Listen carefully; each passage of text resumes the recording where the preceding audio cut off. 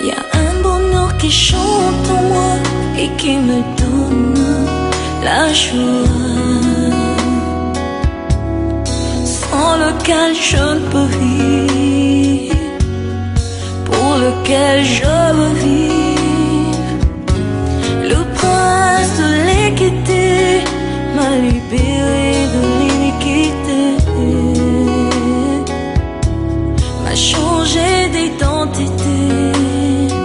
Je m'appelle racheté. Où irai-je encore loin de toi, celui qu'on appelle Emmanuel, mon bonheur et ma joie, mon tout,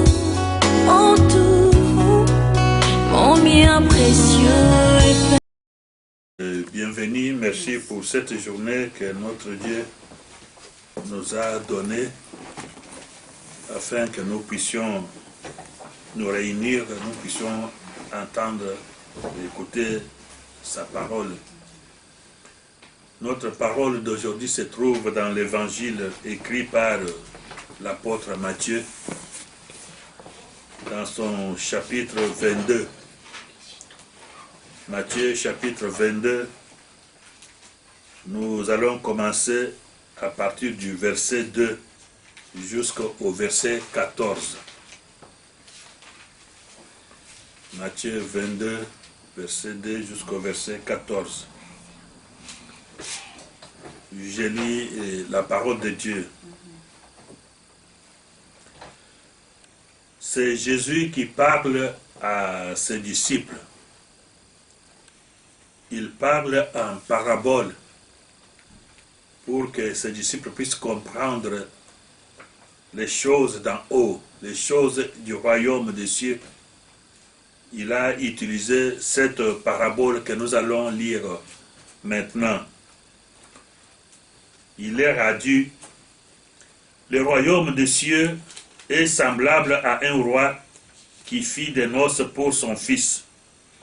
Il envoya ses serviteurs appeler ceux qui étaient invités aux noces, mais ils ne voulurent pas venir. Il envoya encore d'autres serviteurs en disant: dites aux conviés, voici, j'ai préparé mon festin, mes bêtes grasses sont tuées, tout est prêt, venez aux noces. Mais sans s'inquiéter de l'invitation, ils s'en allèrent, celui à son champ, celui-là à son trafic, et les autres se saisirent des serviteurs, les outragèrent et les tuèrent. Le roi fut irrité, il envoya ses troupes, fit périr ses meurtriers et brûla leur ville. Alors il dit à ses serviteurs: les noces sont prêtes, mais les conviés n'en étaient pas dignes. Allez donc dans les carrefours et appelez aux noces tous ceux que vous trouverez. Ses serviteurs allèrent dans les chemins, rassemblèrent tous ceux qu'ils trouvèrent, méchants et bons, et la salle de noces fut pleine de convives. Le roi entra pour voir ceux qui étaient à table, et il aperçut là un homme qui n'avait pas revêtu un habit de noces. Il lui dit: mon ami, comment es-tu entré ici sans avoir un habit de noces? Cet homme eut la bouche fermée. Alors le roi dit aux serviteurs: liez-lui les pieds et les mains et jetez-les dans les ténèbres du dehors, où il y aura des pleurs et des grincements de dents, car il y a beaucoup d'appelés, mais peu d'élus. Car il y a beaucoup d'appelés, mais peu d'élus.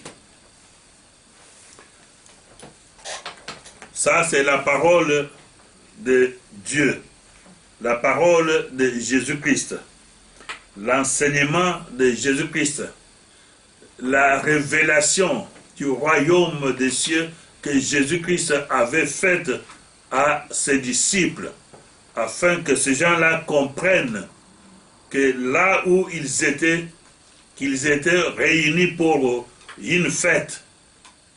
Le Seigneur dit que le roi avait une fête. Il voulait fêter pour les noces de son fils. Et le roi avait des gens sur qui il comptait, des gens qu'il connaissait, des gens nobles, des gens qu'il avait invités à ce qu'ils puissent venir partager la joie avec lui.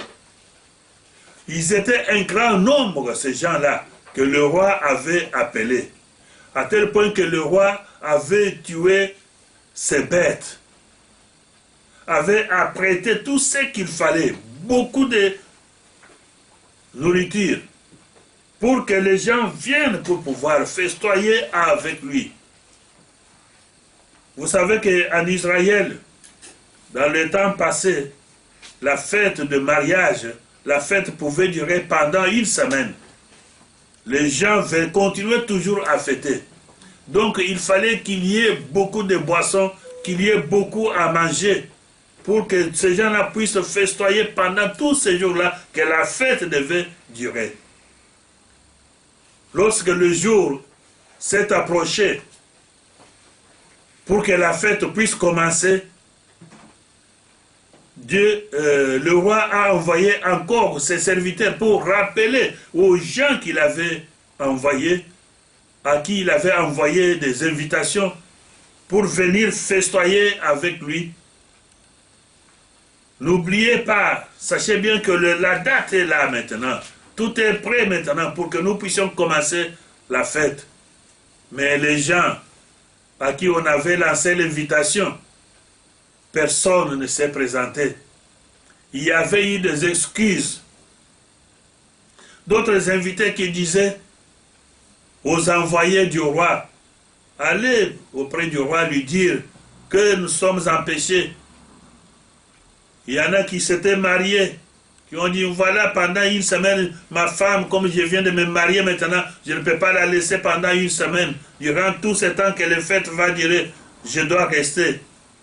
Il y en a qui ont dit que, voilà, moi, j'avais déjà pris des engagements pour mon commerce, pour aller acheter mes marchandises, pour aller vendre mes biens. Et tout ce temps-là, je n'aurai pas le temps. Il y a des gens qui se sont excusés, qui ont inventé n'importe quel motif, n'importe quelle raison pour ne pas répondre à l'appel du roi. Et le roi a vu qu'il avait fait vraiment beaucoup de dépenses. Et tout ce qu'il avait déjà préparé ne pouvait pas pourrir comme ça pour rien. Il a ordonné à ses serviteurs, à ses esclaves, comme les gens que nous avons invités ne sont pas venus. Il y en a même qui ont été méchants, qui se sont saisis des esclaves, des envoyés du roi, qui les ont outragés, qui les ont tués. Et le roi a dit, il a envoyé ses esclaves, allez maintenant dans des carrefours, allez maintenant sur tous les chemins, allez maintenant dans des places publiques. Vous voyez tout le monde, toutes les femmes, tous les hommes que vous allez rencontrer qui sont sur la rue. Allez là où il y a des sans-abri qui restent, là où il y a des sans-domicile qui restent, là où il y a des gens que nous ne connaissons même pas, des gens qui n'ont pas d'adresse, les gens qui n'ont pas une réputation, les gens qui n'ont même pas de beaux vêtements, des gens qui n'ont même pas étudié, des gens sans avenir. Allez dans des hôpitaux, trouver des malades qui sont là. Allez partout, sur le marché, des gens qui sont venus au marché, des mendiants qui sont en cours de route, ceux qui manquent même à manger, qui demandent les 2 pièces d'argent pour pouvoir aller s'acheter à manger. Amenez tous ces gens-là. Il faut que la salle de fête soit remplie, que ces gens-là viennent. Et ces esclaves, ces ouvriers, ces travailleurs, ces employés sont partis.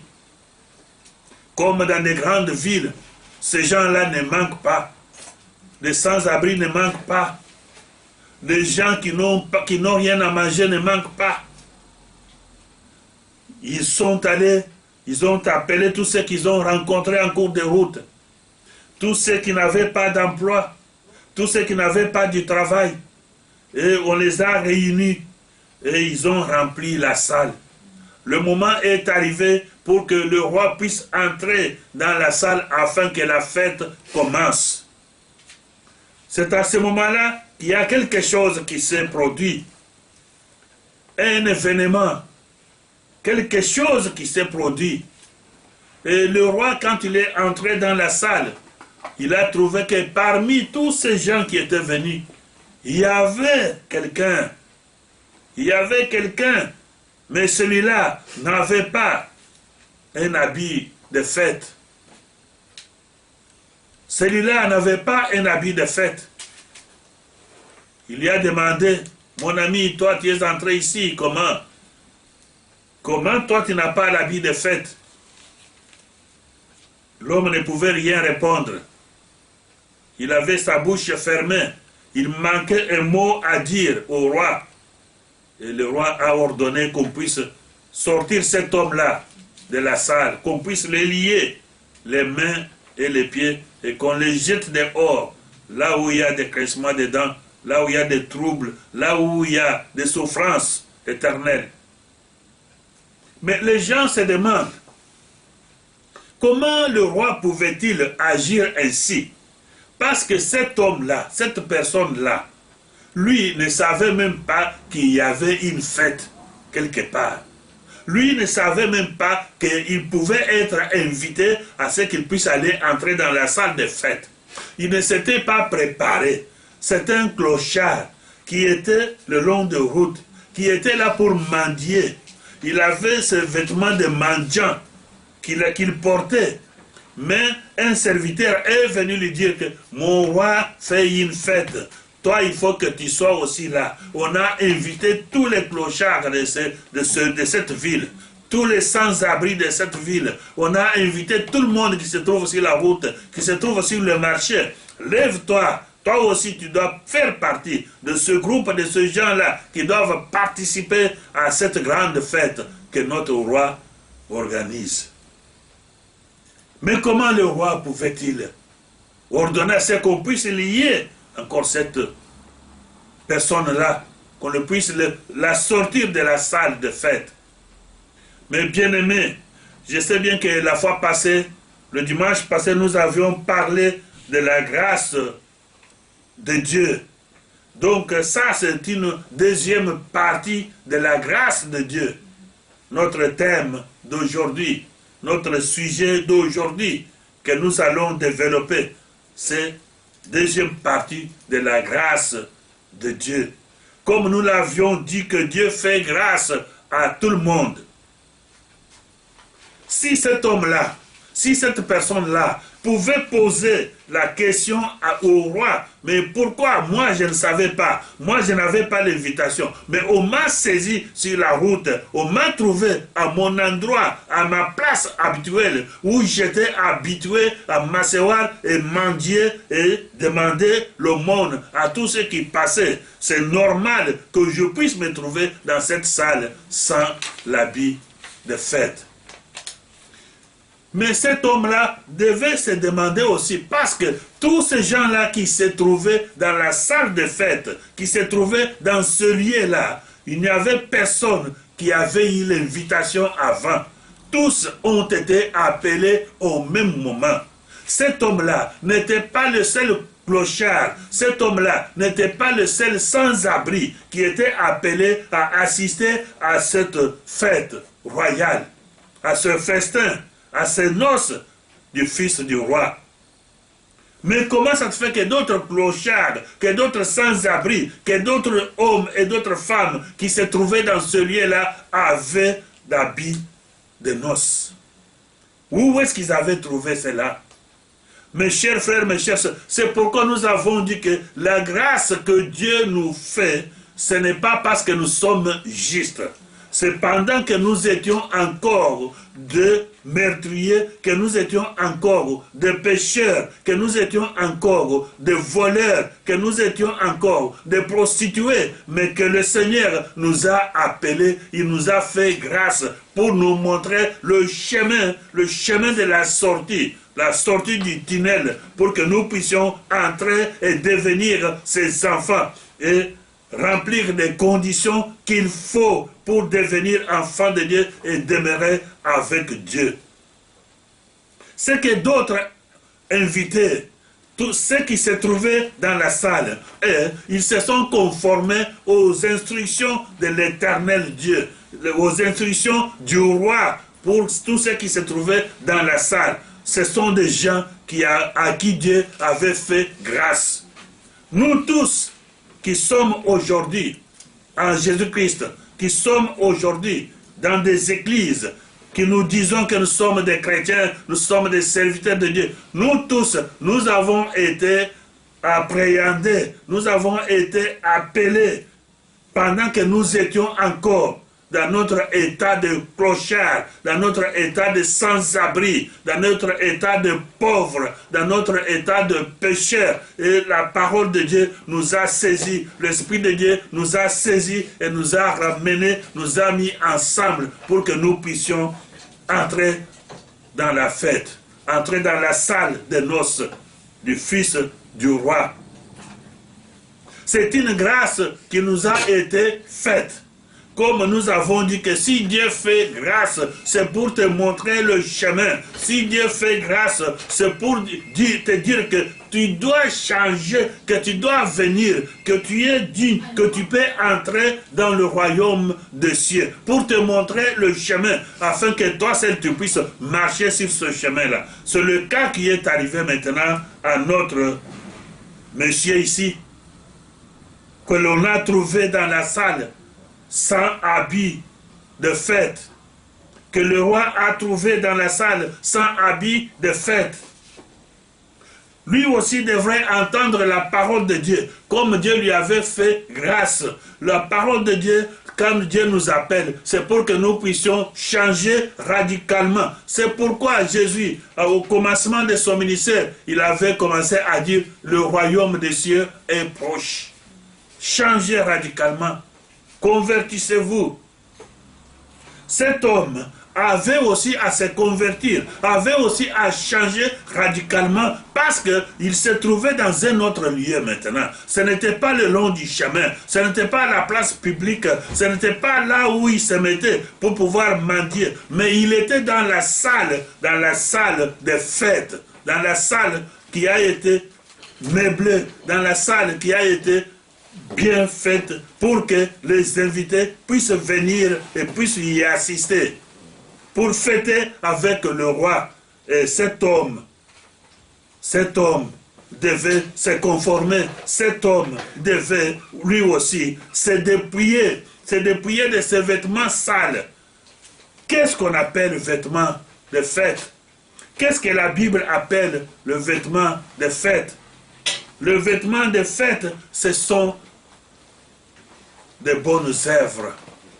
Des bonnes œuvres. Les œuvres des enfants de Dieu. Les œuvres des enfants de Dieu. Ce que les enfants de Dieu doivent faire. Voilà le vêtement de fête dont la Bible nous parle. Nous parlons de la grâce de Dieu. La grâce que Dieu nous a faite. Nous pouvons prendre l'exemple de Daniel. Daniel avec ses amis. Ces gens-là sont des Juifs. Ils ont été appréhendés, ils ont été capturés par le roi de Babylone. On les a amenés en captivité avec beaucoup d'autres gens. Mais quand ils sont arrivés à Babylone, au lieu que le roi puisse les punir, puisse les mettre aux travaux forcés, puisse les mettre en prison. Mais ces gens-là, le roi de Babylone les a fait une grâce. Il a demandé qu'on puisse choisir parmi les jeunes gens qui étaient venus de la Judée et qu'on choisisse des jeunes gens que l'on pouvait former, à qui on devait inclure la mentalité du royaume des Perses, là où ils étaient en captivité, afin qu'ils puissent savoir comment travailler dans le palais royal. Donc, Daniel n'était pas seulement avec ses 3 amis-là. C'est qu'il y avait beaucoup de garçons, il y avait beaucoup de gens qui ont été choisis, qui avaient eu cette grâce-là, pour pouvoir travailler, pour pouvoir rester et travailler dans le palais royal. Mais ces gens-là devaient suivre une formation. Une formation. Ces gens-là devaient pour un temps être nourris avec la nourriture de la table du roi, afin qu'ils aient une bonne santé, qu'ils présentent une bonne mine. On devait instruire ces gens-là afin qu'ils puissent savoir comment parler devant le roi, comment s'exprimer, avoir de bonnes manières, faire de bons gestes qu'il faut, savoir s'habiller, savoir répondre, avoir l'intelligence et la sagesse. Et à la fin de la période qui était déterminée, on devait examiner, on devait revoir encore tous ces jeunes gens qu'on avait réunis, qui avaient suivi la formation pour savoir qui convenait maintenant, afin qu'on puisse les utiliser dans le palais royal, au service du roi. Mais on devrait prendre ceux qui avaient assimilé la matière, ceux qui répondaient maintenant aux critères, ceux qui avaient la bonne mine, ceux qui étaient en bonne santé, ceux qui étaient sages, ceux qui étaient intelligents, ceux qui avaient des manières, ceux qui ont été transformés. L'exemple en est que même leur propre nom, les noms juifs qu'ils portaient au palais royal, ils devaient porter les noms qui leur étaient donnés. C'était une période de grâce. Mais tous ceux qui avaient eu la grâce du roi, mais ce n'est pas tout le monde qui avait été retenu, mais seulement ceux qui se sont distingués. Ceux qui se sont distingués. Quand nous allons à l'école, nous pouvons constituer une classe. Il y a un grand nombre d'élèves. Et nous allons suivre les études, les cours pendant toute une année. Mais à la fin de l'année, il y a un examen que l'on pose. Mais tous ces élèves-là, on leur a donné l'occasion de pouvoir étudier et de pouvoir avancer et monter d'une classe à l'autre, et puis pour arriver au niveau final et avoir son diplôme. On donne l'occasion à tout le monde, à tous ces enfants-là qui sont recrutés. Mais à la fin de l'année, on va poser un examen pour savoir qui ont assimilé les matières, qui ont des capacités de pouvoir aller monter encore à un niveau supérieur. Mais ce n'est pas toute la classe qui monte. Il n'y a que des élèves, il n'y a que des enfants qui se distinguent, qui seront retenus pour monter dans la classe supérieure. Les autres seront chassés. Les autres ne vont pas monter parce qu'ils n'ont pas assimilé des matières qui leur étaient données. Quand nous prenons l'exemple de reine Esther, Esther était une fille, était une candidate à la succession de la reine Vachi, cette reine qui s'était rebellée contre son mari, contre le roi. Mais il fallait qu'on trouve une autre fille qui pouvait remplacer la reine Vachi. Mais cette fille Esther n'était pas seule. C'est qu'il y avait plusieurs dizaines de filles qui ont été choisies pour que l'une d'elles devienne la reine à la place de cette reine qui était renvoyée. Il fallait que ces filles restent dans le palais royal, que ces filles, on avait mis à leur disposition toute nourriture qu'il fallait, tous les biens qu'il fallait, tout ce qu'il faut pour qu'une femme puisse devenir belle à l'apparence, pour qu'une femme puisse s'exprimer. Parce que quand tu es reine, tu dois savoir la façon de parler, tu dois savoir la façon de manger, tu dois savoir la façon de se présenter devant des gens, tu dois savoir la façon de marcher. Tu es une reine et cela, ça s'apprend. Mais quand on est arrivé à la fin de la période qui était fixée, on avait trouvé que parmi toutes les filles qui étaient là, toutes les filles qui étaient candidates à la succession de la reine Vachi, on avait trouvé qu'il y avait qu'Esther qui remplissait les conditions. Et pourtant, toutes les filles-là avaient eu la grâce, avaient eu des possibilités de pouvoir devenir reines à la place de cette reine qui était devenue rebelle. Mais Esther est arrivée avant tout le monde. Elle a été élue, elle a été choisie par ses qualités, par sa distinction parmi d'autres filles. Voilà, elle a eu la grâce d'être présentée devant le jury et elle a accompli, elle s'est transformée, elle s'est donnée corps et âme à appliquer toutes les instructions qu'on leur avait données et elle a été choisie pour être. C'est pourquoi la grâce que Dieu nous fait, la grâce qui nous a été faite, mes chers frères, vous qui entendez cette parole, sachez bien que la grâce, Dieu fait sa grâce à tout le monde. Il fait sa grâce aux bons et aux mauvais. Dans la salle là, Dieu, le roi avait dit à ses envoyés, à ses esclaves, prenez des bons et des mauvais. Ne faites pas de triage, mais prenez tout le monde. Prenez tout ce que vous allez rencontrer. La grâce est pour tout le monde. La grâce est pour toute l'humanité. Mais maintenant, pour que nous puissions profiter de cette grâce qui nous a été faite, chacun de nous doit faire un pas vers l'éternel. Ce qui nous est fait, ce qui nous est envoyé, c'est une invitation. Ce n'est pas une convocation.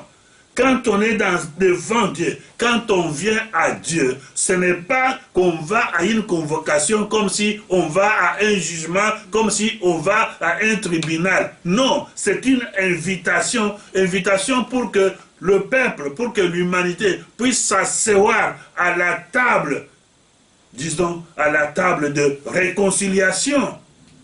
Dieu veut être réconcilié avec ces gens qui s'étaient rebellés contre lui. Dieu veut s'asseoir à la table de négociation, à la table de consultation, afin que la réconciliation soit faite avec ceux qui étaient contre lui. Si nous prenons l'exemple du roi David, David était un roi choisi par Dieu. Il a été oint par l'ordre de Dieu afin qu'il prenne la place du roi Saül. Mais Saül s'entêtait. Saül voulait éliminer physiquement David. Et David avait pris la fuite. Sachez bien que les gens qui ont formé l'armée de David pour pouvoir renverser Saül, ces gens-là, ce sont des gens qui avaient des problèmes avec le pouvoir, qui avaient le problème avec le royaume. Ce sont ces gens-là qui étaient bannis en Israël. Ce sont ces gens-là qui étaient condamnés en Israël. Mais ces gens-là avaient rejoint le roi David. Ils avaient formé une armée avec le roi David pour pouvoir revenir en Israël. Parce que ces gens-là s'étaient réunis à David, c'est David qui a été élu par Dieu, qui a été oint par Dieu comme roi en Israël. Ils ont dit oui à David, donc tous ces criminels-là qui étaient chassés, tous ces criminels-là qui avaient des comptes à rendre au peuple d'Israël, qui étaient bannis du royaume d'Israël. Mais quand le roi David a remporté la victoire, ils sont entrés en Israël en tant que héros, en tant que notables, en tant que des gens respectés. Personne ne pouvait les juger. Pourquoi? Parce qu'ils étaient venus avec le roi. C'est la même chose, nous qui étions des rebelles à la parole de Dieu, des rebelles à notre Dieu. Dieu a envoyé son Fils qui est roi de toute l'humanité, qui est Jésus-Christ. Nous qui étions de meurtriers, nous qui étions condamnés, nous qui étions éloignés de Dieu, du royaume de Dieu. Mais maintenant, nous sommes allés derrière le Christ, derrière le Fils de Dieu, derrière le roi. Et nous allons encore entrer dans le royaume des cieux. Nous allons entrer dans le royaume de Dieu avec Jésus-Christ. Et personne ne pourra nous juger. Personne ne pourra nous juger. Personne ne pourra nous condamner parce que nous sommes couverts par le sang de Jésus-Christ. Nous sommes derrière le roi des rois, derrière le Seigneur des seigneurs. Que tous ceux qui viennent à Dieu par le canal de Jésus-Christ, personne ne peut les condamner. Personne ne peut fermer la porte. Voici la grâce que Dieu nous a faite. Cette grâce que Dieu nous a donnée, il nous invite à une table de réconciliation. Toi, tu étais meurtrier, tu étais voleur, tu étais menteur.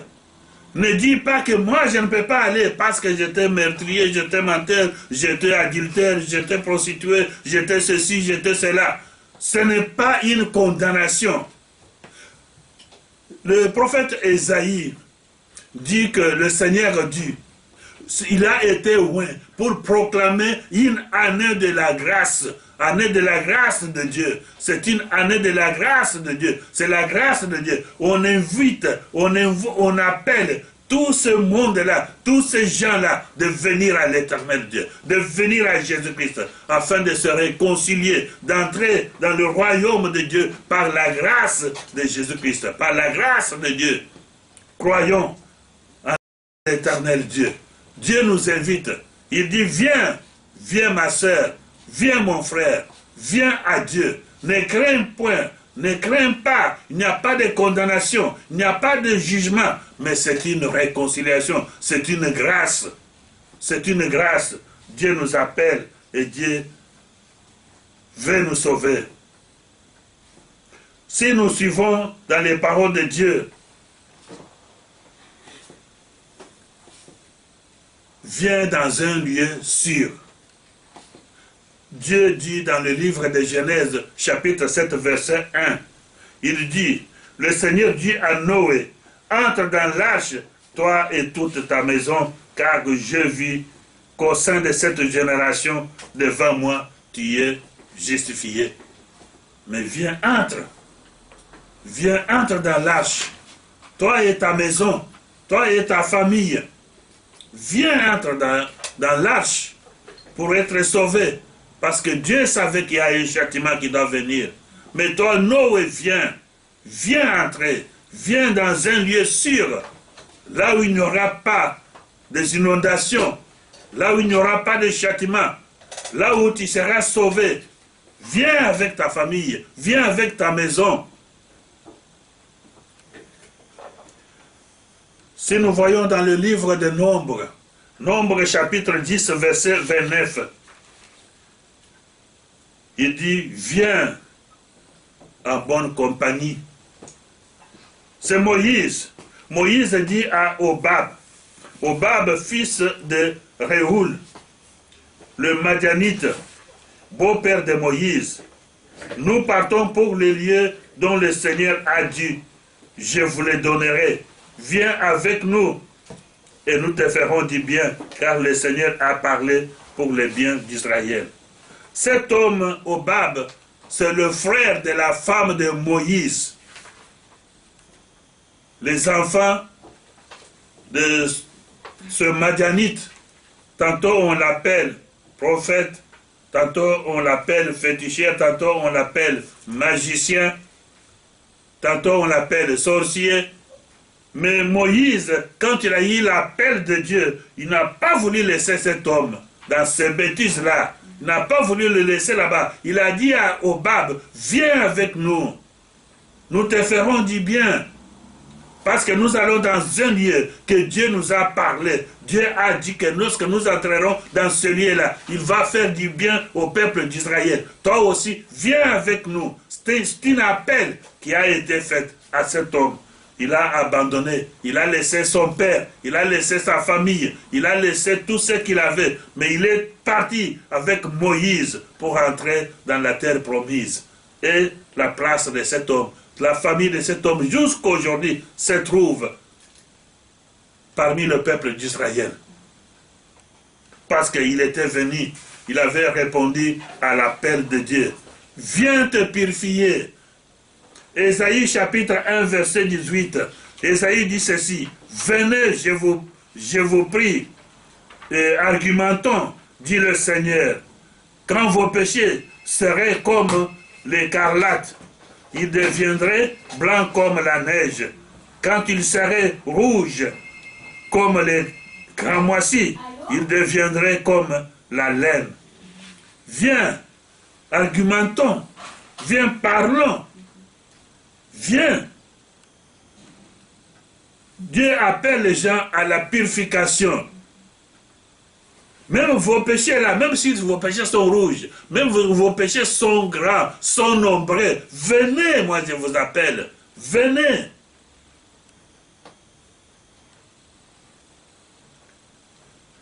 Viens recevoir ce qui satisfait.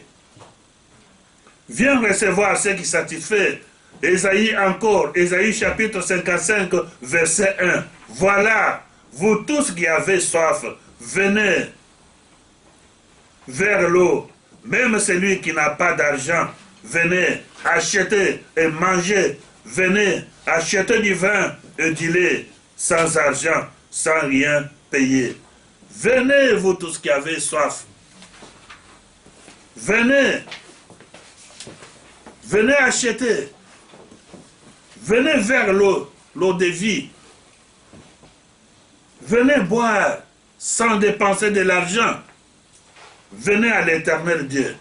Venez prendre ce qui satisfait, ce qui est bon pour la santé, ce qui est bon pour vous. Venez pour votre liberté. Venez pour votre souveraineté. Venez, vous qui avez soif, vous qui souffrez. C'est un appel, c'est une invitation. Nous sommes appelés à aller vers l'Éternel, notre Dieu. L'invitation de Dieu. Viens recevoir le repos de l'âme. L'âme qui se tourmente. L'âme qui est souffrante. L'âme qui est errante. L'âme qui est devenue comme un nomade. L'âme sans espoir. Mais il dit, viens recevoir le repos de l'âme. Dans l'évangile de Matthieu, chapitre 11, verset 28. Dieu dit, venez à moi, vous tous qui peinez sous la charge, moi, je vous donnerai le repos. Venez à moi, vous tous qui avez de la peine. Venez à moi, vous tous qui souffrez, vous tous qui êtes chargés, vous tous qui êtes sans repos.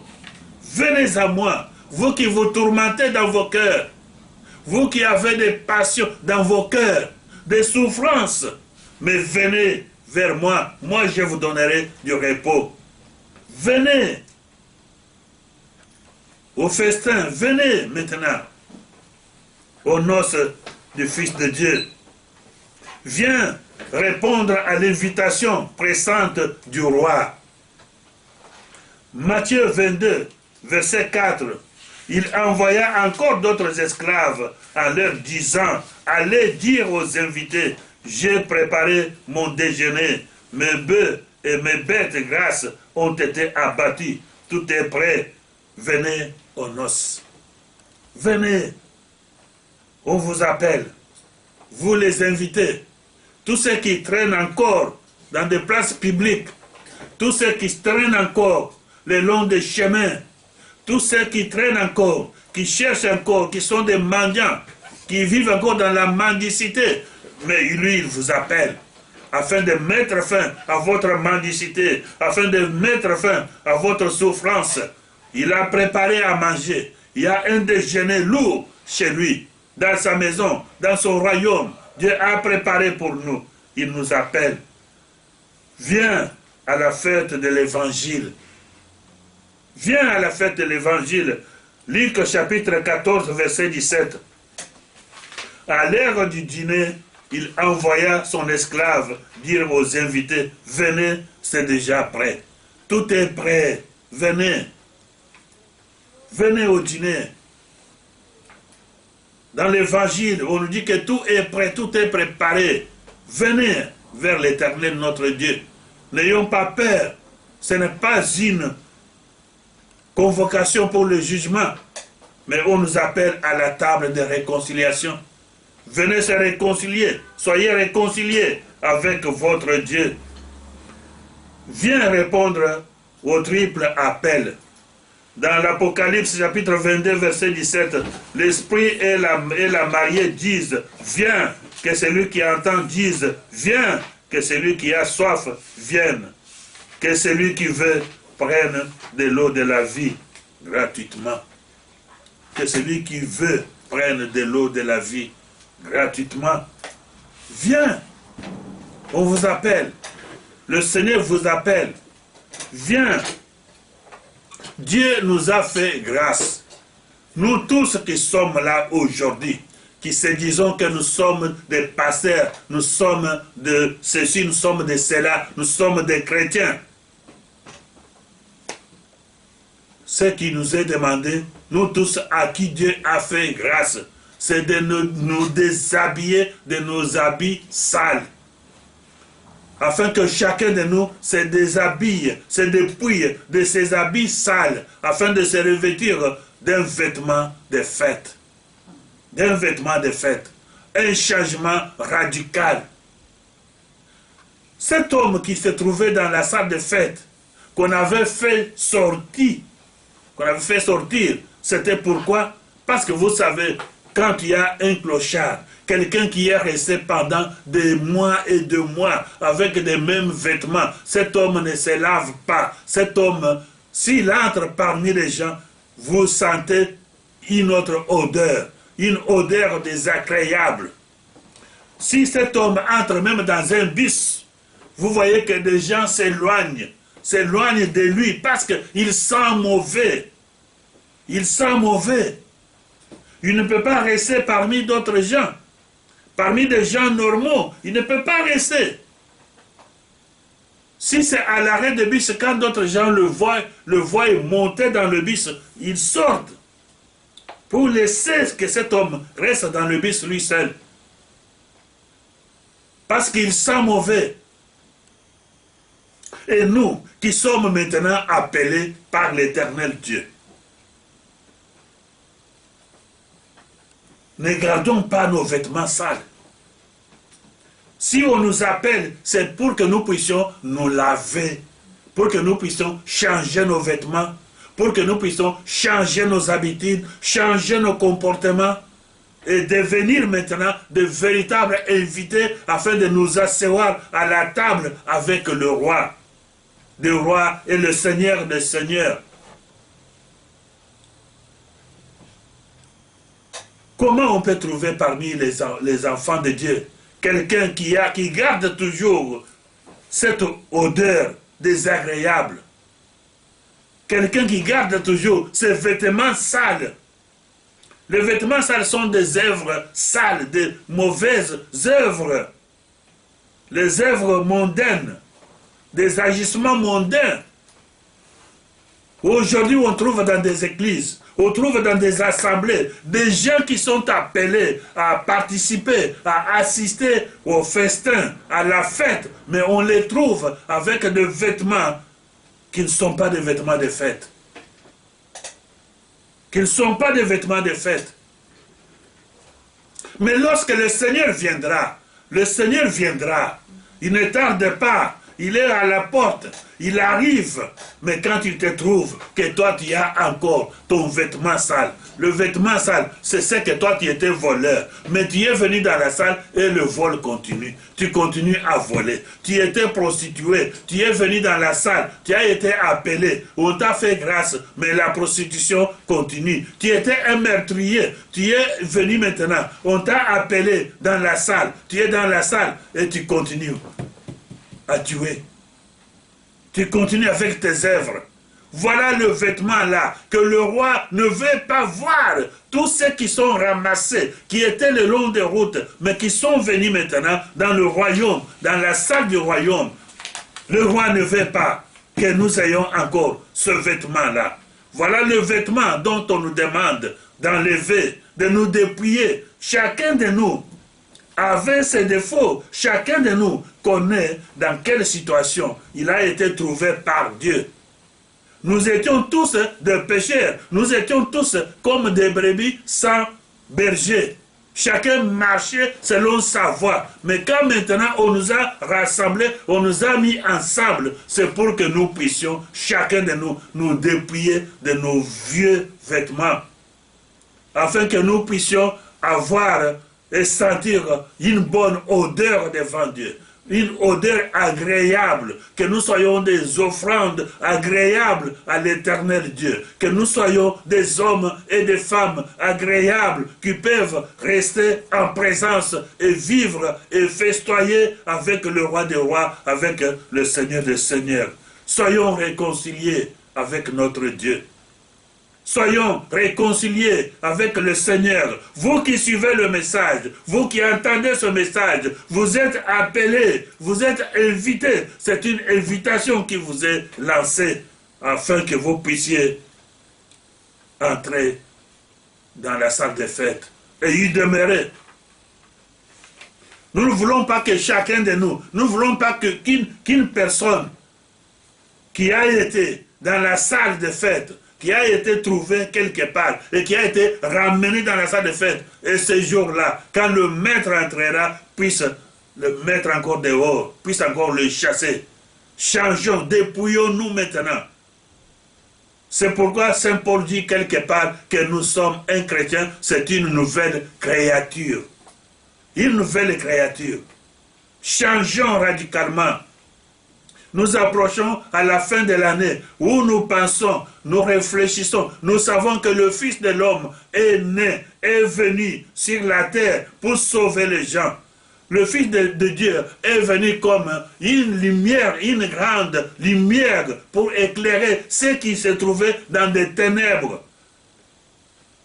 Mais que nous soyons véritablement éclairés par le Fils de Dieu. Que nous soyons libérés par le Fils de Dieu. C'est une période de grâce. Dans cette période de grâce, mais il faut maintenant que chacun de nous puisse assimiler des matières qui nous sont données, des instructions qui nous sont données, que chacun de nous puisse marcher à la lumière de cet enseignement, de la doctrine qui nous est donnée pour pouvoir entrer dans la salle, y demeurer et festoyer avec le roi des rois et le Seigneur des seigneurs. Le jour du Seigneur s'approche. Le jour du Seigneur est prêt, mais qui entrera? C'est pourquoi quelque part on demande. Et lorsque le Maître viendra, est-ce qu'il trouvera la foi? Ta foi à toi. Tu as cru en Jésus-Christ. C'est pour devenir une nouvelle créature afin de vivre avec l'Éternel ton Dieu. Que des passions, que des souffrances terrestres ne puissent jamais vous empêcher. C'est pourquoi Paul dit quelque part, qu'est-ce qui nous séparera de l'amour de Dieu? Qu'est-ce qui nous séparera de l'amour de Dieu? Il a cité toutes les souffrances que les hommes peuvent souffrir sur la terre. Mais cela ne peut pas nous empêcher à entrer dans le royaume des cieux. Les manques qui peuvent arriver aux gens, cela ne peut pas nous empêcher à entrer dans le royaume des cieux. Les enfants de Dieu, Dieu nous aime, Dieu nous a fait grâce. Dieu fait sa grâce à tout le monde, les bons et les mauvais. On nous a réunis ensemble. Dans les assemblées, c'est pour devenir des véritables enfants de Dieu. Pour que nous puissions, nous tous, festoyer avec l'Éternel Dieu. Mais si vous continuez avec vos mauvaises habitudes, avec vos mauvaises œuvres que vous fassiez avant, loin de l'Éternel Dieu, mais Dieu, quand il viendra, quand le Seigneur viendra, sache bien que ta place n'est pas là. Ta place ne sera pas parmi les élus. Le passage que nous avons lu, Matthieu chapitre 22, le verset 14, dit ceci, car il y a beaucoup d'appelés, mais peu d'élus. Il y a beaucoup d'appelés, mais il faut que nous soyons aussi parmi des élus. Les élus, c'est ceux qui entendent la parole de Dieu, ceux qui sont fidèles à la parole de Dieu, ceux qui marchent à la lumière de la parole de Dieu, ceux qui acceptent la parole de Dieu. Voilà les élus. Mais la parole nous dit qu'ils sont peu. Il faut que nous soyons aussi parmi ce peuple-là. Que toi aussi, que tu sois parmi ce peuple-là. Soyez fidèles. Soyez soumis. C'est une période de la grâce de Dieu. Une année de la grâce de l'Éternel Dieu. Et pendant cette année de la grâce, pendant cette période de la grâce, tout le monde a besoin, tout le monde peut avoir la deuxième chance. Mon ami, dépouille-toi de ton habit. Dépouille-toi de tes habits mauvaises, de tes habits, afin que tu sois revêtu d'un habit de fête. On reconnaît les enfants de Dieu par leurs œuvres. On reconnaît les enfants de Satan par leurs œuvres. C'est par les œuvres, comme on dit, que c'est par les fruits qu'on doit reconnaître un arbre. Cet arbre est bon ou cet arbre est mauvais. On reconnaît par ses fruits. Portons des fruits qui demeurent, des bons fruits, des fruits agréables, des fruits qui nous montrent que nous sommes des enfants de Dieu. Un enfant de Dieu, c'est comme une lampe qui est mise dans un endroit, où il y avait des ténèbres. Mais là où il y a la lampe, même à distance, tu verras la lampe. Malgré des ténèbres, et tu verras la lampe. Soyons une lampe. Brillons, que les enfants de Dieu brillent.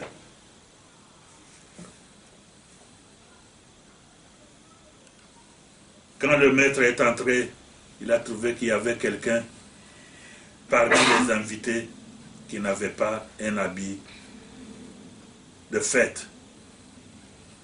Personne n'aura raison de dire que moi, je ne pouvais pas avoir l'habit de fête parce que je n'étais pas averti bien avant. On m'a surpris sur la route, on m'a surpris en travaillant, on m'a surpris en couchant, on m'a surpris en volant. On m'a surpris en tuant, on m'a ramené ici. Mais c'est une grâce qu'on t'a faite. Et profite de cette grâce. Conforme-toi à la parole de Dieu. La période de la grâce de Dieu, c'est une période de formation. C'est une période d'instruction. Afin que nous puissions nous adapter à notre nouvelle vie. Que ces paroles nous fortifient et que ces paroles nous aident afin que chacun de nous change et que chacun de nous puisse devenir un véritable enfant de Dieu pour ne pas échapper, pour ne pas rater ce grand moment qui doit venir, cette grande fête qui doit venir, que nous devions fêter avec le roi des rois. Que Dieu vous bénisse.